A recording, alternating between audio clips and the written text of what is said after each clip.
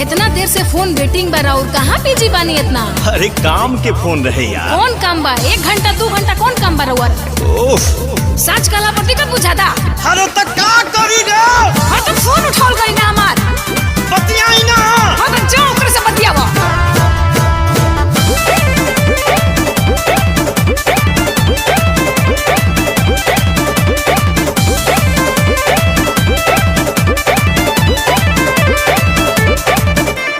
Busy कहाँ देरी तक रही, सच्चे सच्चे हमारा से कही।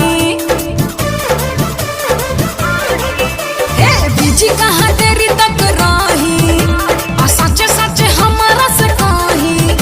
छही तोहर जानतानी, सच बताई। एगो तू ही बड़ू रानी, हम दिल से कहतानी। गलत फहमी बात है कि दूगो रखले बानी। गलत फहमी बात है कि दूगो रखले बानी। मान जाना। झूठो के लोग कला कइले बड़े रो देखे बुझत का। कौन गाड़ी चलावतानी? ऐसे कैसे रो रखते देखतानी? लड़ा दी। फोन उठाओ के खाली कौन इतना का खिसियातानी? कबो बीजी या कबो बंद बतावता काहे? अरे बैटरी डिस्चार्ज हो गई रहे। अच्छा हमरा पे डिस्चार्ज। हम पे यकीन करो जी, हम पे यकीन करो जी, हम पे यकीन करो जी। तोहरे से प्यार करीला, जोनी कहला में पारो जी। तोहरे से प्यार करीला, जोनी कहला में पारो। झूठा हूँ के ये हो जान करलू तू शक हो, हमारा तो दहिया पर तोहरे बहक हो। झूठा हूँ के ये हो जान करलू तू शक हो, हमारा तो दहिया पर तोहरे बहक हो। हम तो सब बुझतानी। पढ़ाई जान पढ़ाई।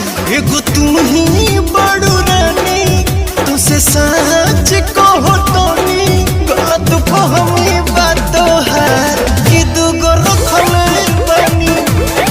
गलत फहमी बात है कि दूगो रखले बानी।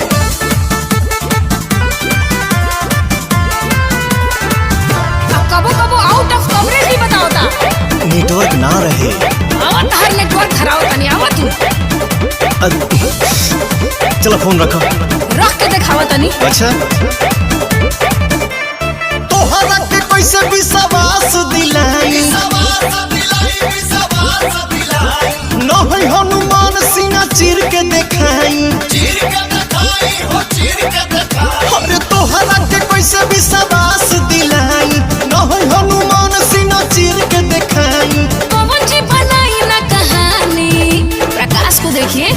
एगो तुम ही बड़ू रानी। अच्छा। अब दिल से कहतानी। गलत फहमी बात है कि दूगो रखले बानी। गलत फहमी बात है कि दूगो रखले बानी। एक बात बताओ, ई के कहला? रवि संतोष रानू और छोटे बाबा